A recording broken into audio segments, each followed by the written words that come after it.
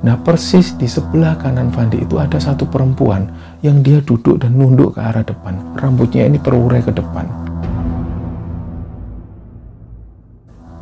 Dia itu melihat ada sosok perempuan seperti kuntilanak itu yang ngintip dari arah pohon.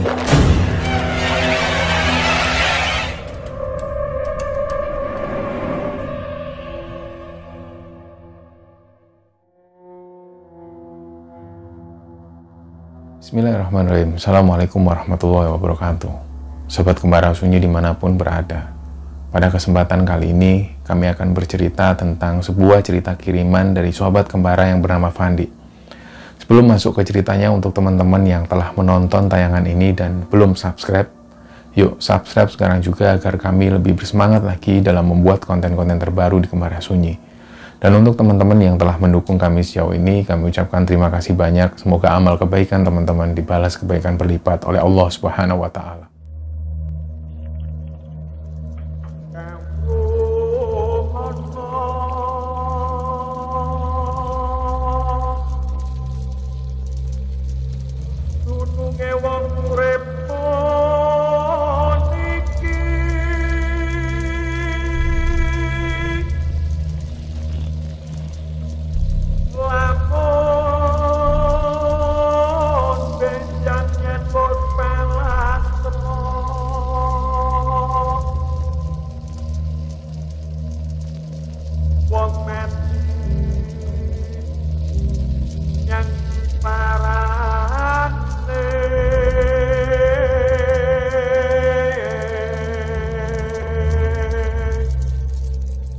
Kisah kali ini dikirim oleh sobat kembara yang namanya Fandi. Di tahun 2018 itu Fandi berdomisili di Jakarta dan dia cerita di tahun yang sama dia ada proyek di daerah Cilacap. Waktu itu dia mengerjakan satu proyek dan di malam itu Fandi ini berencana untuk menuju ke rumah apanya yang ada di Kuningan. Jadi ceritanya pada waktu itu Fandi ini mengaku kalau menumpang bis hantu. Nah, kenapa kami angkat cerita ini tentang bis hantu? Karena kami sendiri pernah mengalami kejadian yang hampir sama atau hampir mirip dengan yang dialami Fandi ini. Jadi ceritanya mungkin teman-teman pernah menonton video kami yang Meru Babu judulnya. Waktu itu kami mendaki ke Gunung Merbabu. Dan waktu itu kami cerita ada perempuan yang ngikuti selama kami ada di Gunung Merbabu itu. Nah, cerita itu berakhir sampai di situ. Dan sebenarnya ada pengalaman yang kami alami. Jadi begitu kami ini turun, jadi kami naik 4 orang dan satu perempuan yang namanya Teti. Waktu itu Teti posisinya cedera memang. Begitu kami turun dari jalur Selo itu, kami sempat makan-makan sampai malam hari. Kemudian sopir dari angkutan ini mengantarkan kami ke satu terminal di Boyolali. Sampai di terminal Boyolali itu sekitar jam 12 malam kalau nggak salah. Dan kami pesan makan lagi, di situ ada warung mie ayam. Kami makan mie ayam di sana. Dan ketika kami makan mie ayam itu bis ini sering lewat. Bis yang menuju ke arah Surabaya itu sering lewat. Tapi waktu itu karena kami masih makan ya kami mengabaikan bis yang lewat itu. Ada sekitar 5 bis yang lewat. Tapi karena posisi masih makan ya kami mengabaikan. Setelah makan barulah kami menuju ke tengah-tengah terminal itu, dan pada saat itu memang sama sekali nggak ada bis yang lewat dan jam waktu itu sudah jam 1 dini hari. Nggak lama kemudian ada pedagang asongan yang jual rokok dan lain sebagainya. Dia bilang, "Mas mau kemana?" "Mau ke Surabaya Pak, ke terminal Bungurasi." "Ini kayaknya ada kecelakaan Mas di sana," kata sopir bis tadi. Jadi mungkin jalannya macet dan bis ini agak lama nunggunya. "Oh ya sudah Pak, nggak apa-apa Pak." Mulailah kami gelar matras di situ, kami tunggulah. Ditunggu hampir 1 jam, barulah datang bis. Nah, bis ini seperti biasa yang kita kenal di Jawa Timur. Bis ini namanya Sumber Kencono, mungkin teman-teman tahu. Nah, dari awal, kami itu selalu bersepakat untuk nggak mau naik bis ini. Karena bis ini terkenal kenceng larinya, dan kami takut. Waktu itu apalagi teringat dengan pesan Teti yang dia benar-benar nggak mau naik bis ini karena dia benar-benar takut dengan laju kencangnya seperti itu dan supir yang terkesan ugal-ugalan. Lah waktu itu karena berpikir yang panjang, nanti kalau nggak naik bis ini kami bisa sampai pagi khawatir nanti malah urusan-urusan yang lain malah terbengkalai. Jadi begitu bis ini sampai, bis ini cuman berhenti di situ dan gak ada kernet yang nawarkan ke kami untuk naik. Biasanya seperti umumnya kalau ada bis yang datang selalu ada kernet yang langsung nyamperin kita terus tanya kan, mau kemana mas? Nah ini nggak ada sama sekali. Bis ini cuman diem berhenti di situ dengan posisi yang masih menyala mesinnya. Lah Sigit pun bangunin si Teti, kak Teti kak, sudah ada bis kak. Lah Kak Teti pun langsung bangun. Teti ini bangun mengemasi barang-barangnya, ayo. Teti ini nggak ngeh kalau kita ini akan naik bis Sumber Kencono. Jadi begitu aja naik, begitu duduk, dan kami pun langsung minum obat anti mabuk itu, karena kami terbiasa minum obat anti mabuk supaya dalam perjalanan itu kita bisa tidur nyaman. Begitu kami minum, nggak lama kemudian sekitar 5 menit, bis ini melaju kencang. Lah saking kencangnya, Teti ini mulai curiga. Loh, kita ini naik bis apa? Udahlah, pokoknya bis, kita pulang langsung ke Surabaya. Kita belum ngomong kalau naik bis Sumber Kencono itu. Teti pun mulai curiga, loh, ini kita naik bis apa? Lah Sigit ini terus bilang, iya mbak, kita naik bis Sumber Kencono. Loh, ngapain kok naik ini? Aku nggak mau, lihat tuh jalannya kenceng kayak gini. Udahlah mbak, berdoa aja, nggak apa-apa. Lah memang bener-bener bis ini melaju yang seperti nggak biasanya. Jadi kalau kita naik kereta api itu bener-bener kayak gitu, kenceng banget. Dan sebelah kanan kami itu cuma melihat gelapnya hutan dan sama sekali nggak ada pemandangan kota atau rumah-rumah penduduk, bener-bener gelap. Dan waktu itu obrolan itu sampai di seputar situ. Dan Teti ini diam, ya sudahlah, terserah wes aku pasrah ya, pasrah. Teti pun tidur, dan tak lihat Idris itu sudah tidur, aku pun mulai juga tidur. Nah ternyata Sigit ini nggak juga tidur, dia tetap terjaga di situ, dan bus ini tetap melaju kencang seperti itu. Wah, nah kami sadar kalau kami ini cuma tidur nggak lama, dan tiba-tiba Sigit itu bangunin, mas, udah sampai mas. Loh sampai mana ini Git? Sudah di Bungurasi. Loh yang bener. Lah begitu kita lihat jam, itu posisi jam 2 dini hari. Lah kami nggak tahu naik bis itu jam berapa, tapi yang jelas sampai di terminal Bungurasi sekitar jam 2 dini hari. Lah begitu kami turun, bis ini langsung melaju. Nah Teti waktu itu bangun, loh ini jam berapa? Sudah subuh kah? Belum kak, masih jam 2 dini hari. Loh kok masih jam 2? Kita ini emang naik bis jam berapa? Nggak tahu, nggak ada yang lihat jam. Loh sebentar, kita makan mie ayam itu jam berapa waktu itu?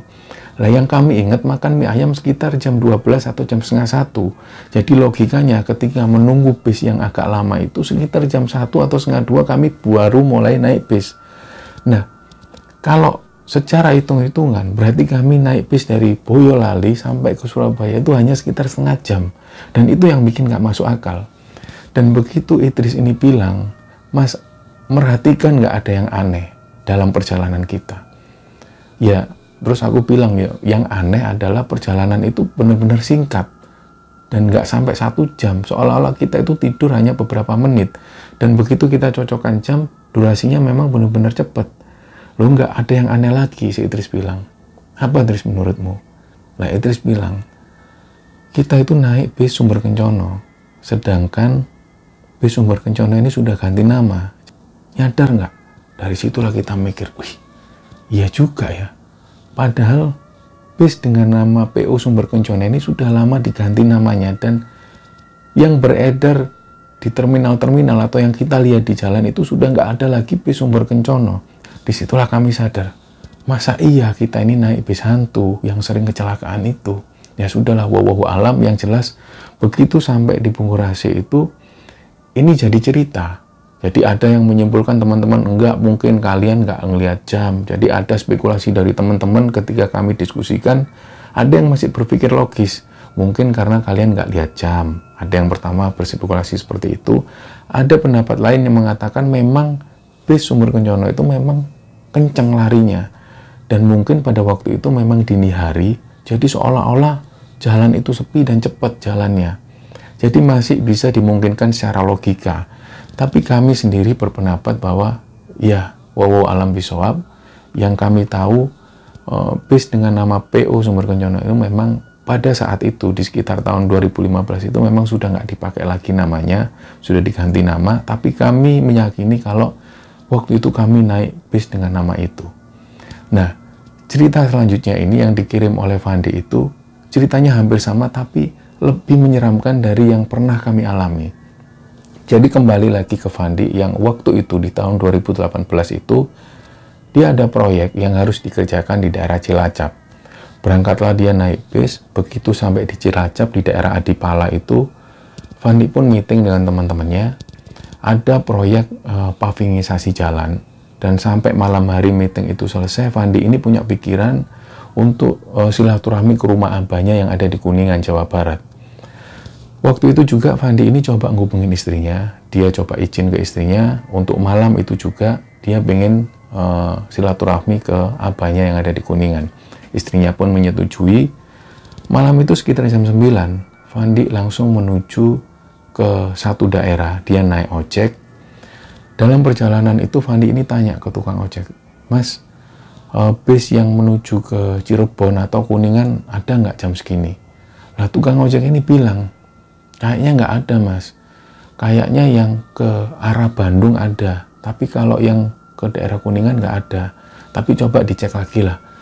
Nah dalam perjalanan itu Fandi, ya sudahlah, coba dipastikan lagi nanti. Sampailah dia di satu pom bensin di daerah Rawalo. Dia sampai di situ, jadi sambil santai dia tunggu dan ternyata nggak sadar Fandi ini sudah 1 jam lebih di sana dan belum juga ada bis yang datang. Waktu itu Fandi ini ngelihat ada satu penjual sate, dihampirilah, dia makan dulu di situ. Nah sambil makan, Fandi ini tanya ke tukang sate, "Pak, memangnya nggak ada ya bis yang lewat jam segini menuju ke Kuningan?" Nah tukang sate ini, "Loh nggak ada, Mas. Gini, Mas, Masnya menuju ke daerah Tanjung, daerah Purwokerto situ, mungkin ada di daerah situ bis yang masih lewat menuju ke Cirebon atau ke Jakarta." "Oh ya sudah Pak," dihabiskanlah makan itu, dan tukang sate ini terus melihat ke arah Fandi. Mungkin karena kasihan, akhirnya setelah Fandi ini selesai makan, bapak tukang sate ini manggil satu saudaranya, laki-laki, dia panggil, "Tolong antarkan Mas ini ke Tanjung. Nanti Mas ini mau naik bis menuju ke Cirebon, kasihan sudah malam." Karena waktu itu sudah jam 11 lebih, Fandi pun diantarkan. Nah awalnya Fandi ini sungkan, "Sudah Pak, enggak apa-apa Pak. Enggak apa-apa Mas, karena sudah malam ini sepi, nggak ada ojek lagi di sini. Sudah enggak apa-apa, diantarkan saudara saya." Bapak tukang sate bilang seperti itu, diantarkanlah Fandi. Jadi perjalanan yang antara 45 menit sampai 1 jam itu, Fandi ini terus ngobrol dengan teman dari bapak tukang sate itu. Lah bapak-bapak ini bilang, "Mas, nanti kalau ketika sampai di Tanjung, kalau sampai belum juga ada bis, lebih baik sampai ini nginep aja di penginapan." "Oh iya Pak." Lah Fandi pun menanggapi dengan santai. Begitu sampai di satu perempatan itu, Fandi pun turun dan nggak lupa Fandi ini ngucapin terima kasih dan ngasih ganti uang bensin lah ke bapak-bapak ini. Nah sekali lagi bapak-bapak ini bilang lagi ke Fandi, "Mas, kalau sampai lama bisnya belum datang, lebih baik Masnya cari penginapan aja. Soalnya di sini sepi Mas." "Oh iya Pak, makasih ya Pak." Lah pergilah bapak-bapak ini, Fandi di situ sendirian. Dia nyalain rokok lagi sambil chat WA ke istrinya. Fandi ngabarin kalau waktu itu dia sudah sampai di daerah Tanjung. Lah sambil dia santai ngerokok, ditunggulah. Ternyata jalan ini benar-benar sepi dan penerangan itu benar-benar nggak ada sama sekali. Hanya satu atau beberapa penerangan yang ada di dekat lampu merah. Jadi di posisi Fandi duduk itu benar-benar gelap. Sesekali ada mobil yang lewat dan hampir setengah jam ada truk yang lewat dan kondisi jalan itu sepi. Nggak lama kemudian Fandi ini ngerokok lagi dan hampir rokoknya habis, ada sinar lampu kuning dari arah kanan itu berhenti persis di depan Fandi. Nah Fandi ini kaget loh, ini bis tapi kok nggak nawarin. Begitu dilongok dilihat Purwokerto Kuningan. Nah waktu itu Fandi ini lega, wah akhirnya ada bis, naiklah dia. Begitu naik, Fandi ini ngelihat kernet dan sopir itu diem dengan wajah yang dingin, cuma menghadap ke arah depan sambil langsung melajukan bisnya. Jadi bis ini tiba-tiba jalan dan Fandi waktu itu agak goyang. Waktu itu dia ngelihat ada sekitar 3 penumpang dan di belakang itu sepi. Suasana bis ini gelap, ada satu lampu warna hijau yang nyalanya ini nggak seberapa terang.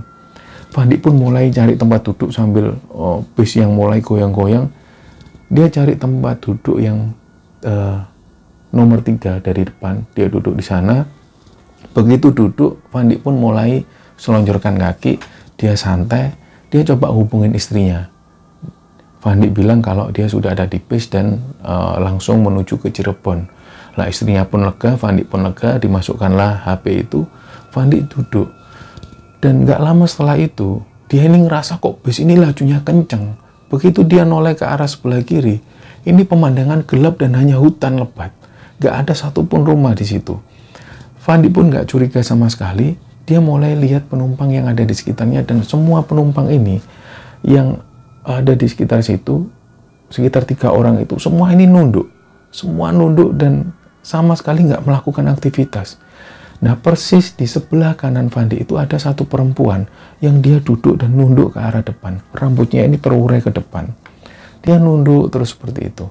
Nah, awalnya Fandi ini nggak curiga karena dikira mungkin perempuan ini lagi tidur dengan posisi seperti itu. Fandi pun diam, dia coba chat WA lagi ke istrinya. Nah, nggak lama kemudian, Fandi ini mulai mencium bau bangkai tikus yang benar-benar nyengat. Dan sampai benar-benar baunya itu mengganggu. Dan Fandi ini mulai bingung. Dia cari tas kresek atau apa. Dia muntah di situ. Dia muntah karena baunya itu benar-benar menyengat sekali. Busuk dan membuat dia mual. Dia muntah di situ, benar-benar muntah. Setelah selesai muntah itu, Fandi ini lemas badannya. Dia lemas sekali. Sementara bis ini melaju dengan kenceng. Dan dia ngelihat ke arah sebelah itu hutan terus. Nah, sambil iseng, Fandi ini coba mengabadikan momen itu. Dia foto lah. Dia foto momen hutan yang lebat itu, difoto. Dan begitu Fandi ini ngelihat, dia itu ngelihat ada sosok perempuan seperti kuntilanak itu yang ngintip dari arah pohon. Padahal waktu itu bis ini melaju dengan kencang. Tapi ketika Fandi ini motret ke arah hutan yang lebat itu, tiba-tiba dia ini mendapat satu gambar perempuan yang ngintip dari pohon. Nah, dari situlah Fandi ini mulai agak takut. Dan dia pun diam, dia terus istighfar. Sesekali dia noleh ke arah kanan, perempuan yang tadi dilihat itu terus nunduk seperti ini.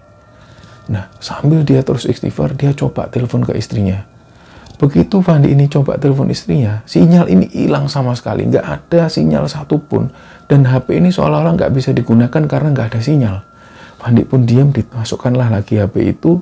Dia diam sambil terus istighfar. Dia nyebut, ada keinginan waktu itu Fandi ini mau turun dari bis, tapi laju bis ini benar-benar kencang. Dia sama sekali nggak bisa bergerak karena benar-benar bis ini kencang, dan dia nggak bisa gerak sama sekali. Fandi pun diam. Nggak lama kemudian Fandi ini dengar ada seperti suara cewek yang nangis di belakang. Nah, padahal waktu Fandi ini naik ke bis itu, dia sama sekali nggak ngeliat ada penumpang di belakang. Tapi waktu itu Fandi ini dengar ada suara perempuan yang nangis dari arah bangku belakang. Didengarkan terus perempuan ini nangis. Semakin jelas. Fandi nggak berani gerak, dia tetap diam di situ sambil terus baca-baca. Dan suara tangisan ini semakin seolah-olah mendekat, kayak seolah-olah perempuan ini mendekat ke arah Fandi. Dan tiba-tiba Fandi itu bisa ngelihat dari arah sebelah kanan itu ada sosok perempuan dengan baju putih. Dan begitu Fandi ini noleh, perempuan ini kayak noleh ke arah Fandi sambil seperti ini. Dan semua wajahnya ini ketutup rambut yang benar-benar lebat. Tapi perempuan ini terus nangis. Fandi waktu itu gak bisa menggerakkan kakinya. Kakinya benar-benar kaku, lemes. Dia cuma diam di bangku itu sambil terus beristighfar. Dia terus menyebut nama Allah. Dan suara perempuan ini terus nangis sambil memandang ke arah Fandi. Fandi terus diam.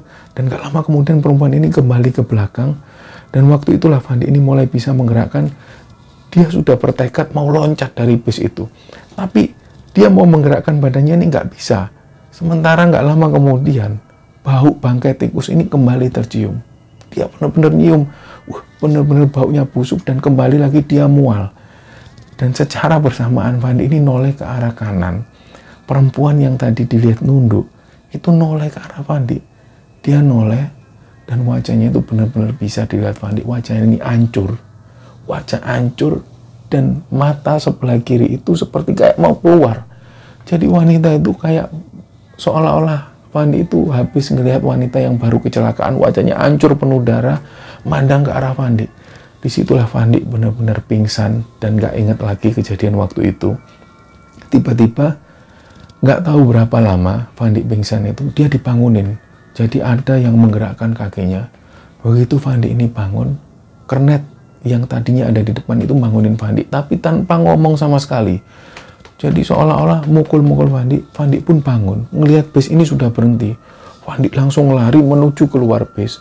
Begitu dia melewati arah sopir, Fandi ini ngelihat jelas sopir ini ternyata ada di posisi kemudi tanpa kepala.